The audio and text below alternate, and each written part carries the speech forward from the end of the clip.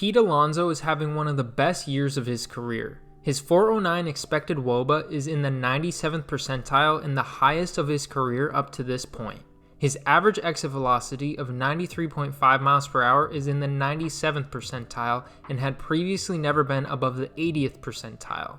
He also has a career high barrel percentage of 20.2% while also having a hard hit percentage above 50% for the first time in his career. These metrics all explain why he is having such a successful 2025 season. I want to highlight another reason though why I believe he is having the best season of his career. His approach and ability to make adjustments at the plate has been very impressive. These skills were on display in his 4-hit game against the Cleveland Guardians on August 4th. Before we dive into that performance, let's provide some context on Alonso. He is very good at doing damage on pitches in the outer half of the zone.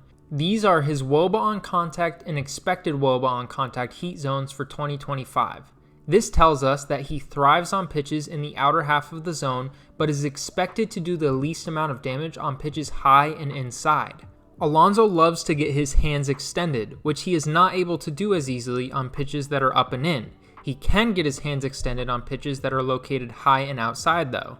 Going all the way back to the beginning of the season, Alonso had a 3-hit game against the Miami Marlins on April 2nd that exemplified his ability to get his hands extended and do damage on outside pitches. In the first inning, matched up against Connor Gillespie, Alonso gets a changeup on the outer third of the plate and hits at 114.5 miles per hour for an RBI double. In his next at-bat, Alonso gets a cutter in the same location and hits his second double of the game, this time with an exit velocity of 113.1 miles per hour. In the 6th inning, with Anthony Veneziano on the mound, Alonso gets yet another pitch on the outside part of the plate, this time a slider that he hits 107.1 miles per hour, but he gets caught for a lineout. If it is not clear at this point, Alonso is hunting for pitches on the outside part of the plate where he can extend his hands and hit the ball hard. Alonso's next at-bat is in the 8th inning against Calvin Fauché with runners on first and second. Fauché is working low and away from Alonso because although he likes pitches on the outer third of the plate, his highest whiff rate against right-handed pitchers is on pitches low and away, especially out of the zone. Alonso fouls off some tough pitches, and finally, after 4 foul balls, Marlins catcher Nick Fortes sets up inside. Fauché misses his location though and throws a fastball on the outside part of the plate that Alonso hits 415 feet for a 3-run home run to tie the game.